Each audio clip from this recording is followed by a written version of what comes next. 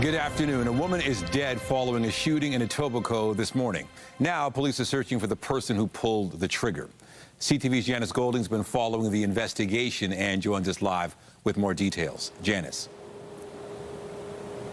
Hi, Nathan. Yes, police are hunting for a killer this morning after a woman was shot to death on the sidewalk behind us here in Etobicoke. Now, police are calling this a targeted shooting, telling us that they were called to this scene, which is Humberwood Boulevard near Arborwood, around 7 a.m. This is near Rexdale and the 427. Witnesses say that they heard the shot, and when officers arrived on scene, they found an adult woman suffering from a gunshot wound. And witnesses tell CTV News they watched the woman being shot at point-blank range. She would be pronounced dead at the scene. Police say an adult male was seen fleeing the area shortly after the shooting. Here is more from Toronto Police and an eyewitness. An adult male was seen fleeing the area shortly after this call. Again, we're in the early stages of the investigation, and we are trying to locate this person right now. Neighbors in the area and the community, we feel that this is a localized issue, meaning that this woman was targeted and that there's no extra risk to the neighbors. I saw a guy talking to a little bit like for 30 seconds, and as soon as I saw them back, he shot the girl and he walked away to the southbound of 427. That's what I saw. So you watched the shooting happen? Yeah. I was having a coffee nearby, and the guy, when I saw them, they're just talking. They're not talking. The girl was walking by. The guy chased her a little bit. He was really close by it, and I saw something with his hand. I didn't realize nothing because I was doing my own business. And then he shot the girl, and he talked for like 10, 15 seconds. He saw the girl, and he just walked by, and he was running behind. And even I was chasing him for a while, and I thought it was not a good idea because I was trying to catch him with my phone. Now, police are withholding the victim's name as they try to notify next of kin. However, a distraught friend arrived at the scene about 20 minutes ago and tell us that they believe the victim is a 26-year-old Toronto woman. We'll have more details for you as they become available. Reporting live, I'm Janice Golding. Now back to you, Nathan. Thank you, Janice. Police are asking for your help to identify a suspect in an aggravated assault investigation. Police have identified the suspect as 21-year-old Logan Cashin. He's accused of stealing a fire extinguisher from inside Rosedale Station Monday and then attacking two people. Both victims were seriously injured. Cashin is described as roughly 5'7" with a heavy build and short black hair. Police are asking anybody with any information to contact them. And there was a house fire in Etobicoke early this morning. Crews were called to the home on Netherly Drive near Kipling and Finch shortly before 7.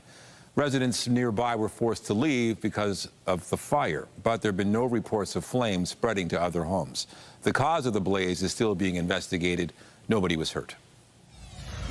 Still to come, the ongoing war in the Middle East is impacting global oil prices. We'll have the latest on the conflict a little later in the newscast. Here at home, gas price analysts are predicting costs could be as high as $1.90 a liter by this time next week. It comes as prices are set to rise overnight. CTV Sean Leathong has been speaking with people filling up today and joins us live with more, and I'm sure they don't want to hear this, Sean. No, they're somewhat happy that they're getting in now, but at the same time, they know the price is already very high. It's $181.9 at this Esso in Mississauga, and many of the people I spoke with today already said that they think gas. We see gas prices spike right at the end of February. That's right at the same time that the U.S. launched the war in Iran, and they've been high ever since, but there's been some time where they're trending down. The price of oil has managed to go down, but gas has stayed high as well. Now, Dan McTeague from Canadians for Affordable Energy said that gas prices will go up tonight, overnight, about 3 cents a liter. Diesel prices will go up as high as 8 cents a liter, and they've never been that high. There may be some reprieve coming on Sunday, but like you said, there's the chance it goes up even further, flirting with $2 a liter. I spoke to some people at the pumps today. Here's what they had to say.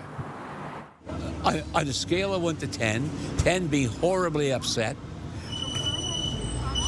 7.5. I would go 10. 10. You're a 10? Yeah. Well, I just arrived back from a trip to the United States, and I saw gas down there at $3.79 a gallon. And when you translate that, it's about 40 cents a gallon less than in Canada. So I'm paying 40 cents a gallon for what? I think everybody's got a budget for, especially if you've got a family, and you know, where you're spending extra on gas, you got to make cuts in other areas.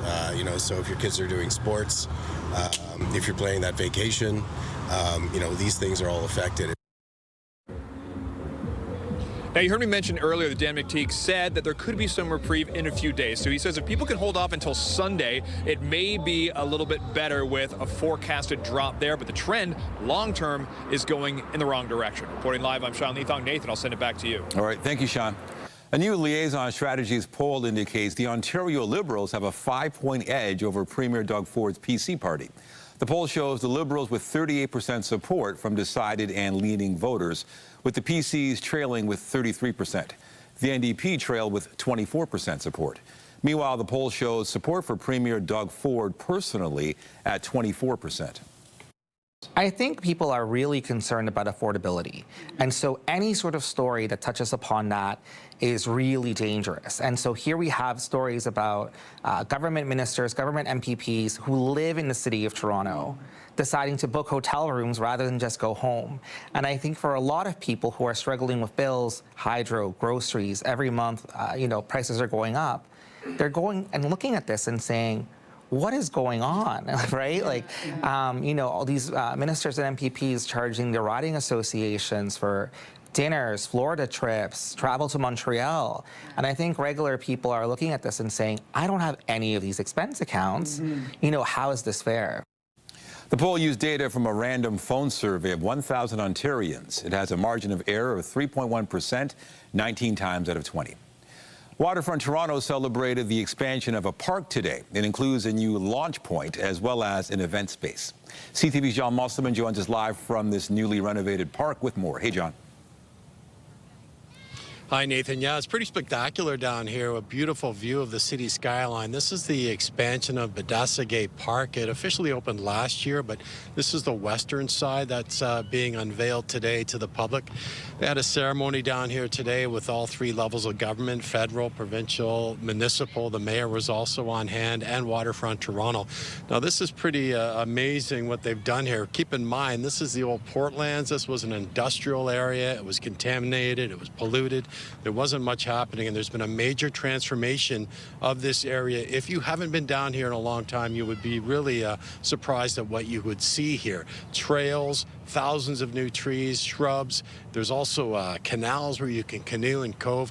And also the mouth of the Don River now enters right into Lake Ontario. So there was quite a ceremony here today to welcome people to this new expansion. We also had a chance to hear from the mayor. Here's what she said just a short time ago.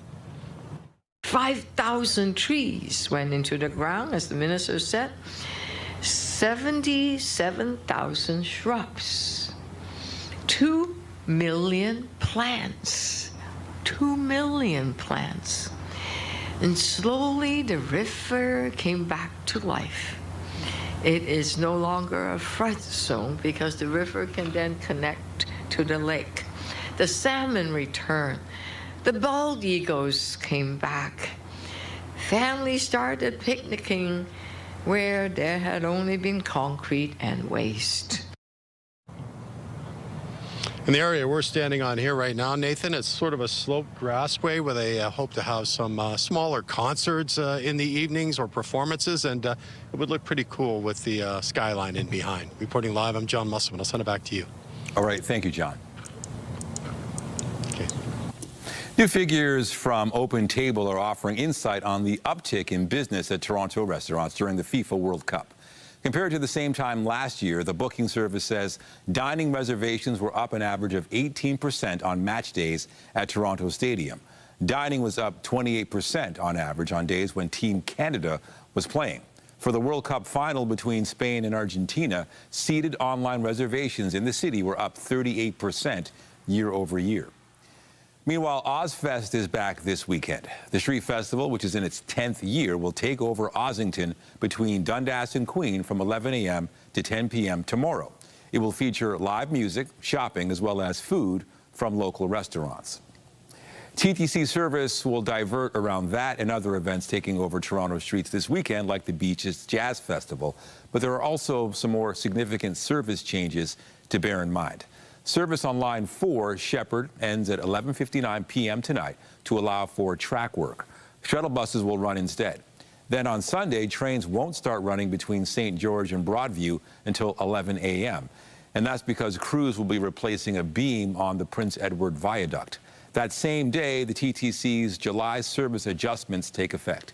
The changes include scaling back expanded bus and streetcar service that was in place for the FIFA World Cup. Meanwhile, there are also several GO Transit closures to be aware of this weekend. There'll be no service on the Barrie line tomorrow and Sunday. At the same time, a portion of the Lakeshore West line between Stratford, Kitchener, and Mount Pleasant will be closed for construction. There will also be no GO service between Mount Pleasant and Union Station. Finally, the entire Up Express line will be shut down for maintenance tomorrow. The start of the Canadian National Exhibition is less than a month away, and we're learning more about who will be playing at the Bandshell this year. The first group of performers was announced in April and included Lupe Fiasco, Shaggy, and Tom Cochrane. This week it was announced that Canadian acts Virginia, To Vegas, and Glass Tiger are joining the lineup. Organizers say one international headliner and an additional co-headliner are still being kept secret and will be announced at a later date. Music is moving away from people. We're a not-for-profit, so it's our job to bring extraordinary experiences to the city and to Canadians at prices they can actually afford. So this is free when you go to the CNE and you look at the quality of what's there. And we have such an exciting year. I'm so pumped. We're going to be talking about our programming lineup with a major interactive experience and food, of course. Things are going to get spicy this year. I can say that. I can't say a lot more. And of course, all the things you're used to and love. Elvis Stojko's skating show, the gaming garage, classic wrestling, the International Air Show. So this is going to be our best CNE yet, 147 years, not bad. The concert dates run from August 21st to September 6th on the Bell Soundstage. We have more news in a moment, but first to look at the forecast. Here's a live shot of the city. Clear skies. It was a little cool earlier this morning if you were out, but the temperatures have rose significantly since then. It's turning into a lovely looking Friday. Lindsay Morrison joins us now from Pickering with a look at the current conditions. Hey, Lindsay. Well, Nathan, on a day like today, we could not resist but get outside and soak up this sunshine. Yes, it is a gorgeous day today. We are here at the Pickering Waterfront, which is right beside Frenchman's Bay Arena, and this is a delightful spot to come spend the early part of the afternoon, perhaps your lunch as well, and soak up this sun. Temperature-wise, it's so comfortable right now. Let's begin there with a look at the current conditions, and we are in the 20s today. We're not particularly humid. We are going to see an increase in humidity as we make our way through the rest of the weekend. But right now, 24 degrees feels like 24, and we've got a beautiful light southerly wind that's helping matters as well, and gorgeous sunshine too. Now, I do want to point out that we are slightly elevated on the air quality health index today. We are at a 4 in the city of Toronto. It is low risk in other areas, but other than a light veil over the skyline right now, it would have otherwise been a beautiful blue sky. Nothing to show you right now on the satellite and radar. It's a great looking day, a fabulous Friday with a forecast daytime high of about 27 degrees. I wish I could say the weekend is going to be just as perfect, but we do have to talk about the chance of showers and the risk of thunderstorms. That's all coming up. But for now, Nathan, sending it back inside to you. All right, good to know. Thank you, Lindsay. Turning to the wildfire situation in this province, no new fires have been reported in the last 24 hours, and the number of active fires has dropped slightly. There are 177 wildfires burning across the province, down from 180 yesterday. The fires have displaced more than 1,800 people from their homes, with First Nations making up 12 of the 13 evacuated communities. And turning to the latest on the Canada-U.S. trade war, there's been another tariff announcement from south of the border. The Trump administration is hitting dozens of countries, including Canada, with tariffs over what they claim is forced labor in supply chains. The 10% tariff was announced just hours before previous tariffs were set to expire. Canada, Mexico, and the UK are facing a 10% tariff, while other nations are facing a 12.5% levy. Products covered under the Canada-U.S.-Mexico agreement are not impacted. These tariffs are on top of separate tariffs impacting the Canadian steel, aluminum, and auto sectors, as well as the proposed 50% tariffs on a variety of Canadian goods announced on Monday. Even if you're a country that probably doesn't have forced labor yourself, if you're allowing the import of goods made with forced labor, that makes it harder for my goods to compete because we're following labor rules in the U.S. We have labor unions. We have protections for our workers. And so we're trying to get every country to have the same kinds of protections we do to make sure that trade in forced labor isn't occurring so that our workers, our exporters, our companies don't have to compete against that on an unlevel playing field. Canada-U.S. Trade Minister Dominic LeBon released a statement which reads in part, Canada has one of the most robust regimes in the world for preventing and combating forced labor and shares the United States' objective of ensuring that goods produced through forced labor do not enter our supply chains. We will continue engaging constructively with the United States on this matter, as well as other outstanding issues over the coming weeks to the mutual benefit of our citizens. Well, the ongoing war in the Middle East is raising new concerns about global oil supplies as prices continue to climb. Oil prices have risen for a fifth straight day after Houthi rebels in Yemen attacked 2 Saudi oil tankers. That's added to concerns about global shipping through the Red Sea and the Strait of Hormuz. Oil prices have now topped $100 U.S. a barrel for the first time since May. And CTV's Scott Hurst has been following this and joins us live with more. So, Scott, what is the very latest on the escalating conflict? Nathan, good afternoon. Clashes are escalating over control of shipping routes. You mentioned the Iran-allied Houthi rebels opening up a new front in the war, threatening to shut down another key trading route, reportedly attacking 2 Saudi oil tankers in the Red Sea, threatening another avenue that oil companies use to move their crude from the Middle East to customers worldwide, along with the Strait of Hormuz. U.S. President Donald Trump has threatened major military punishment against the Houthis if their attacks on ships continue, while Tehran has attacked ships in the Strait of Hormuz and targeted U.S. assets and allies around the region. So even though we did see a temporary ceasefire deal between these two earlier in the year, we've seen this fighting then escalate once again. So this latest round of fighting is really showing no clear off-ramp at this time, which is really adding a whole host of uncertainty once again, Nathan, for the global economy. And Scott, what's happening in the Middle East? How is that impacting what's for Canadians? We've already been feeling the pinch as consumers since this war between the U.S. and Iran launched earlier this year, and consumers might be in for yet another wild ride as these attacks ramp up once again. And we've seen oil prices spike again this week. On Thursday, the price of Brent crude shot up above $100 U.S. per barrel. Now, earlier today, it was down a few percentage points back under that $100 benchmark, but these prices are the highest level since May, before the two sides reached that preliminary peace agreement, which, as we mentioned, has since collapsed. But overall, the volatility could again impact prices on so many things we depend on, namely, of course, higher fuel costs. If this fighting persists, that could severely drive up the cost of summer travel plans, filling up the tank and taking the family on a road trip around the province to other provinces as well might not be as appealing. But not just filling up the tank, we've seen the impact through the months of this war on airline prices too, but also higher fuel prices impacting the cost of pretty much anything that needs to be shipped by air, land, or sea. So we could be in for another round of significant volatility, and that could trickle down to the price we pay for a whole host of items, Nathan. All right, CTV's Scott Hurst in the CTV National Newsroom. Thank you. Thanks, Nathan. The volatility of oil prices has put Canada's supply in sharper focus. Now, this week, we learned more about a new pipeline from Alberta to BC from the CEO of the Crown Corporation that would operate it. CTV's Mike LeCouture has the details. I certainly think it can be built. We already have built something like it. The CEO of Trans Mountain believes the newly proposed pipeline can and will be built. We were talking about the possibility of another pipeline. In an exclusive interview with CTV News, Mark Mackey suggested the cost would be similar to the first pipeline, which was $34 billion. But he says there is a very compelling case for a new pipeline from Alberta to BC's coast. This one is a little longer, a little bigger, more capacity than what Trans Mountain built before. But I think it's very necessary in the global context that we live in today. The federal and provincial governments are investing in the project with the help of the Crown Corporation that Mackey heads up.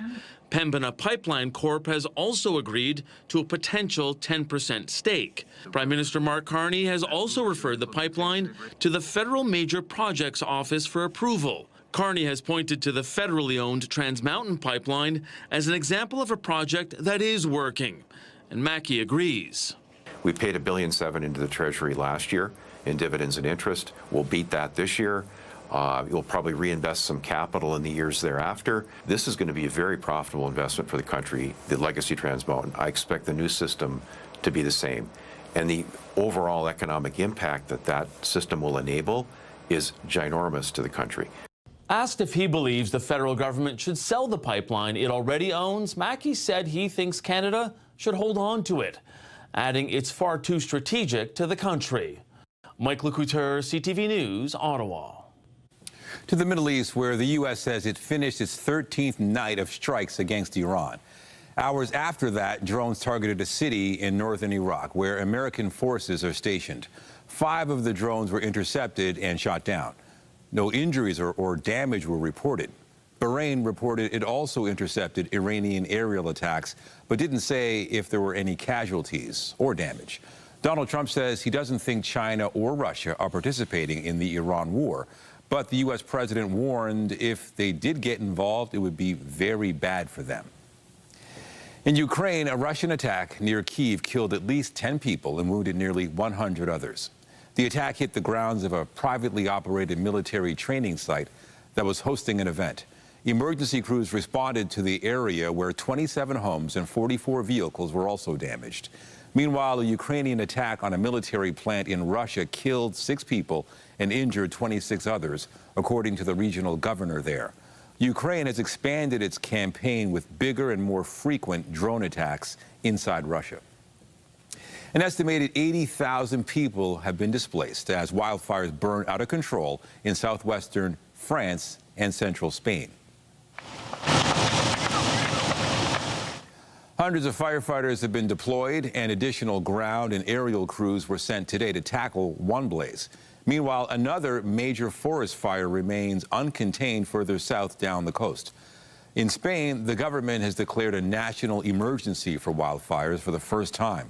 Blazes west of Madrid and in a nearby province prompted the evacuation of about 20,000 people from towns. The firefighting effort is being hampered by a heat wave. Temperatures are expected to top 39 degrees in parts. Now, both countries have asked fellow European Union members for help. Well, officials are speaking at a Canada-only celebration ahead of the opening of the Gordie Howe International Bridge. Let's listen in.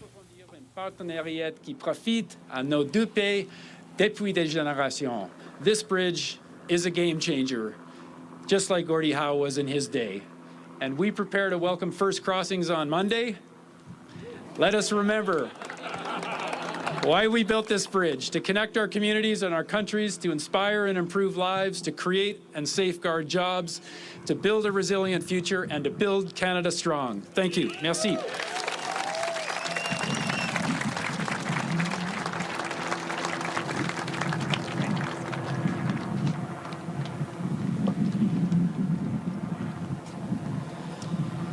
Thank you, Minister Robertson. The Gordie Howe International Bridge will play an important role in Ontario's economy for years to come. It will support the movement of goods, strengthen our transportation network, and create opportunities for communities and businesses across the province. It is with the province's leadership that the Right Honourable Herb Gray Parkway was constructed, offering a direct connection to the Gordie Howe International Bridge. Please welcome the Honourable Doug Ford, Premier of Ontario.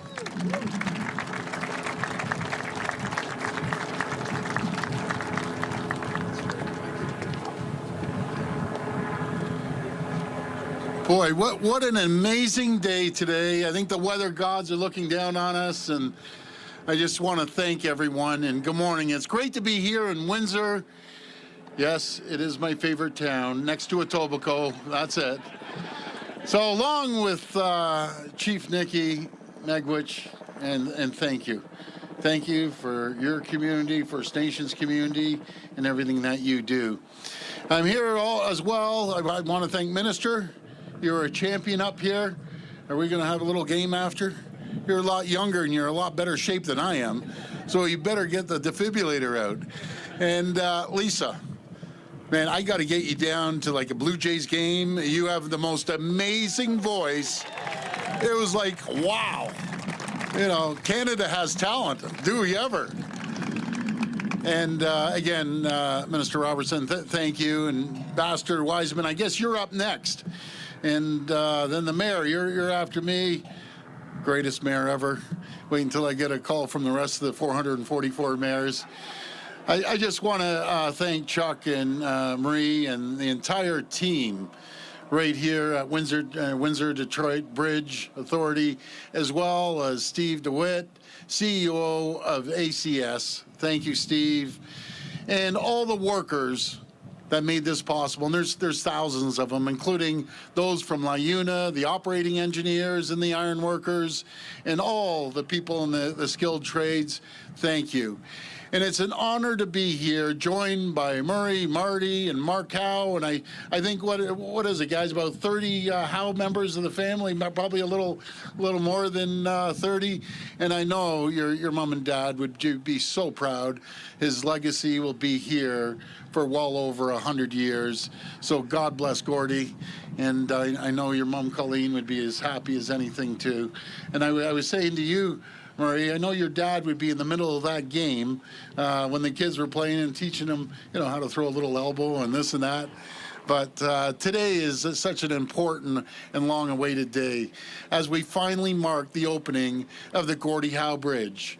This bridge is an incredible symbol of the potential and opportunities that await workers and families on both sides of the Detroit River. When we work together across borders, just look at the relationship we enjoy. With our friends on the other side of this bridge in Michigan, and I want to emphasize, I know Canadians love Americans, and I know Americans love Canadians, and that bond will last for another over 200 years. We're each other's top trading partner. I always like saying top customer, going back and forth, with over $300 billion of two-way trade right here coming across the bridge. I always say $1 billion a day crosses from here over to Ontario. Those are staggering numbers, supporting millions of jobs on both sides of the border. Together, we produce nearly a quarter of North Americans' automobiles, sharing highly integrated auto supply chains. And you've heard this saying before, with parts crossing the border up to 6-7 times before it gets assembled in one of the plants in the U.S. or in one of the plants in Ontario. Working together, we can continue building this incredible legacy. Working together, we can make both our countries more secure and more prosperous, creating good-paying jobs and making life more affordable for workers and families. Our relationship has been challenged over the last few years, and President Trump has threatened new tariffs just this month. But Team Canada has never been more united. And I want to make it clear, working with Prime Minister Carney, will never stop standing up for Ontario and for Team Canada. Ontario will be ready to respond, and any new American tariffs will not back down and will negotiate from a position of strength as a top trading partner more than half of the United States. Because I know that both Canadians and Americans are better off when we work together instead of standing apart. That's why it is so fitting this bridge is named in Gordie Howe's honor. He was a symbol of cooperation and success in both our countries, and he was an absolute champion with deep roots on both sides of the border. Born and raised in Canada, Gordie built a legacy in Detroit, and that exemplifies the shared history of our two great jurisdictions. Gordie Howe always brought people together. His success was based on hard work, determination, and maybe, as I said, the occasional elbow. But most importantly, a commitment to teamwork, something that has also defined Canada and the United States relationship for generations. The Gordie Howe International Bridge is more than a new landmark on the Detroit River skyline. It's an example of what we can achieve when our two great countries work together. Let's honor Gordie's legacy. Let's keep working together as two friends, allies, and proudly independent countries. I want to thank you, and may God bless the people of Canada, and may God bless the people of America. Thank you so much.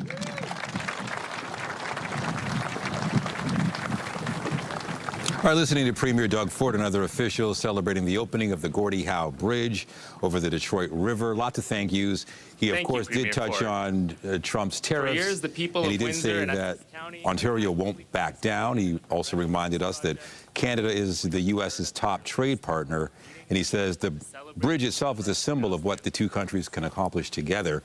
Don't forget the celebration with the U.S. was scrapped because of Trump's tariff threats, but that $6.4 billion cable bridge is set to open to traffic July 27th after months of postponements. Ironically, the bridge meant to connect the two countries has also caused some division. Of course, we'll continue to follow that news conference, or you can say the celebration, as it continues. Let's check in with Lindsay now. Lindsay. Well, Nathan, as Premier Ford said, the weather gods are shining down on us today. We've got beautiful sunshine in every corner of the GTA and right across southern Ontario. And it's going to make way for a pretty nice weekend as well. Maybe you're staying close to the GTA. Maybe you're off to the cottage or a campground. Here's a look at what you can expect in some of the vacation destinations around our province. It's looking like a chance of showers both Saturday and Sunday with a slight chance of thunderstorms too. So here's how that looks on the forecast radar. Coming up, we will detail your weekend forecast and talk about the trend for next week. It's all live here on CTV News at noon. Stay with us.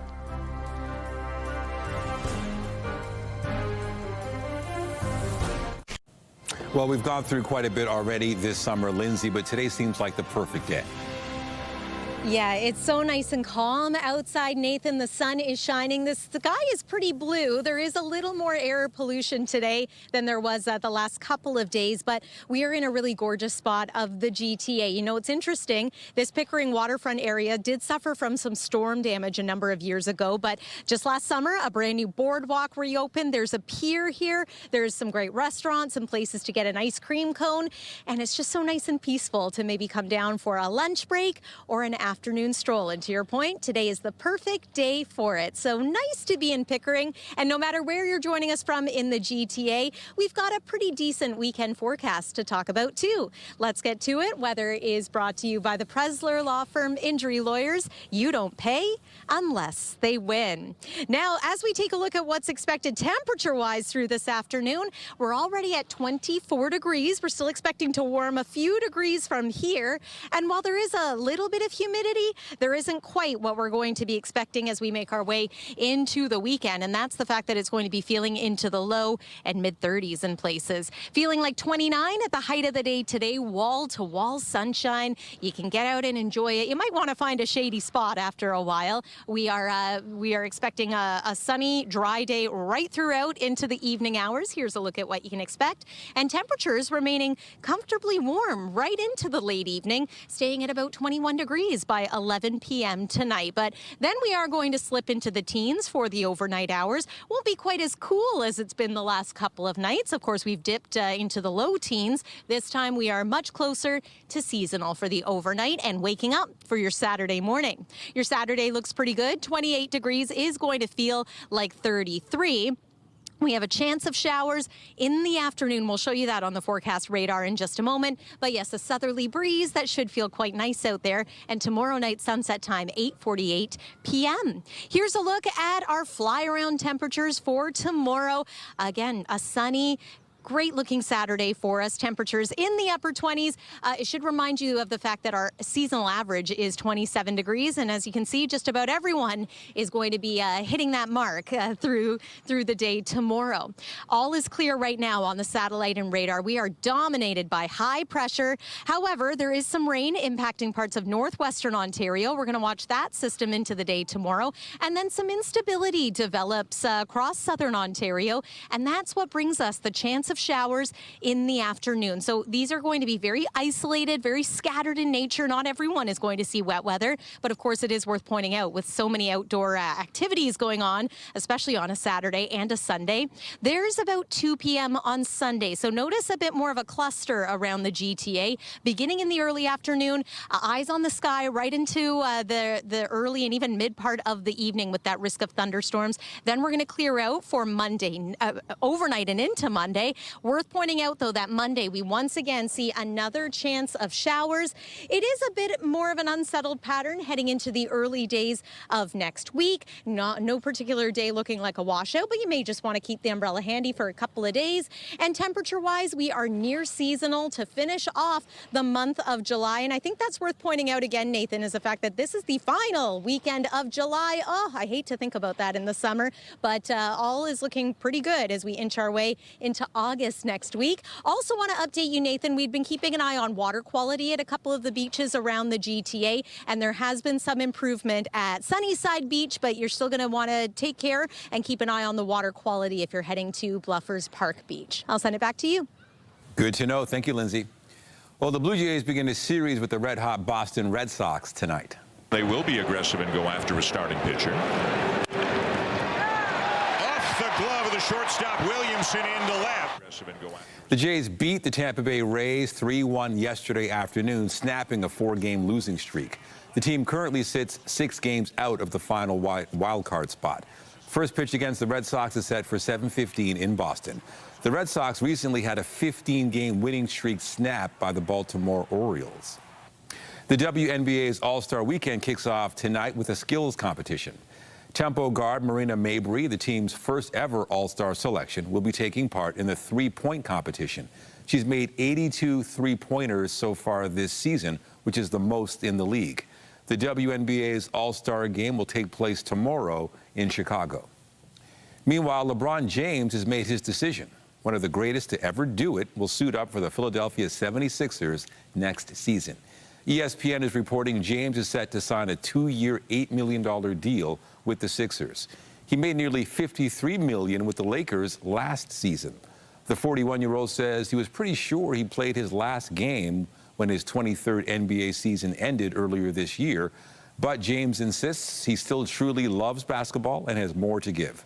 The league's all-time leading scorer believes he can help make the 76ers a championship team. He's also indicated this will be his last decision. You're watching CTV News at noon on this lovely Friday. Stay with us.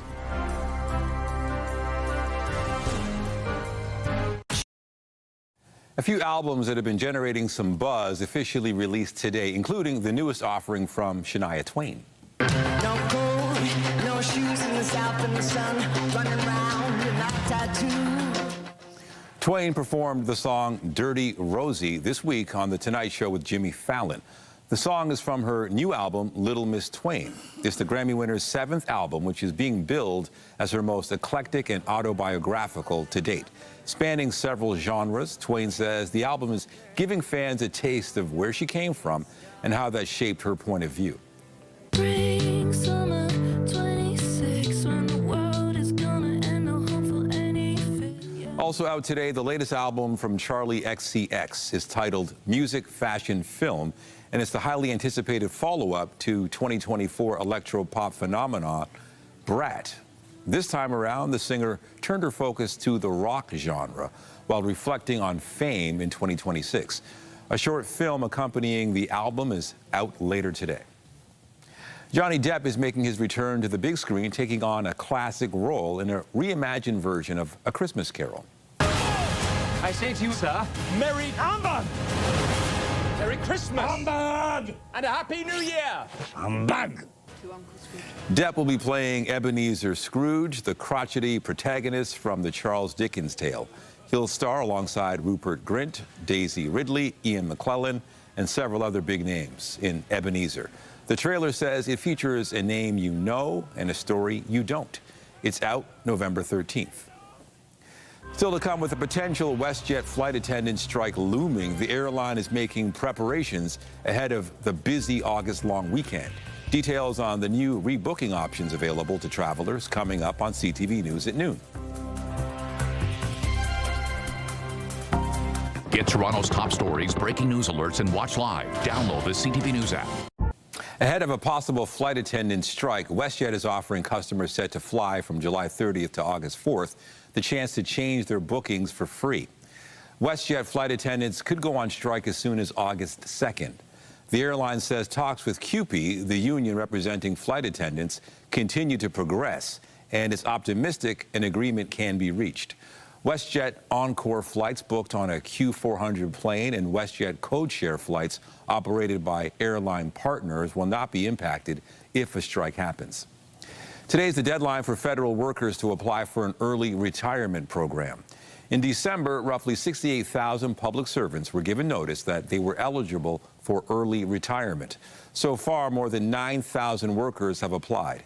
Federal workers approved for early retirement will need to leave by January of next year. The European Union is accusing TikTok of failing to adequately protect children's privacy rights on its platform. European officials shared the allegation following an investigation under the bloc's Digital Services Act.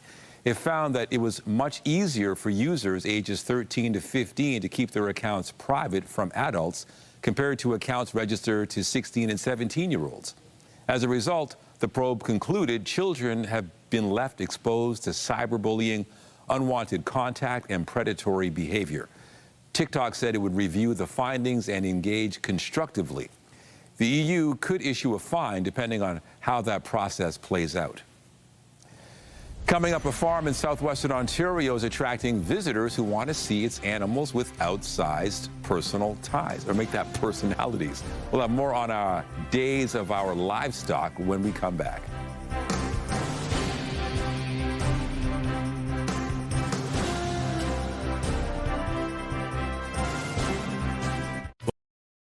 After a wedding ceremony last year, 2 miniature Highland cows in southwestern Ontario have welcomed a baby calf. However, as CTV's Alexandra Holick tells us, just like with human relationships, the pair have had to overcome some hurdles.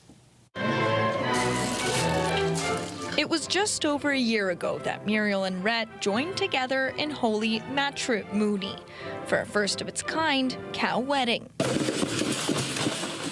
Hosted at Utterly Ridiculous Farm in Oxford County, the nuptials drew big crowds and produced a big bundle of joy. We have the most beautiful little baby Joe from the two of them. Baby Joe was born in March, happy, healthy, and with his best hoof forward. You would think happy ending, everything is perfect, but like in any relationship, there were some struggles.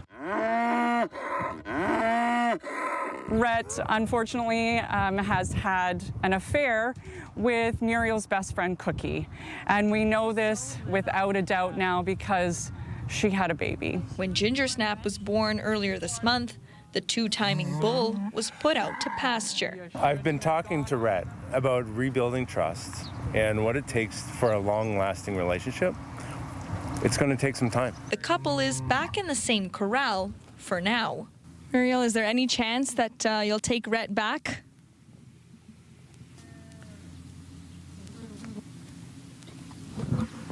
It's too soon to say.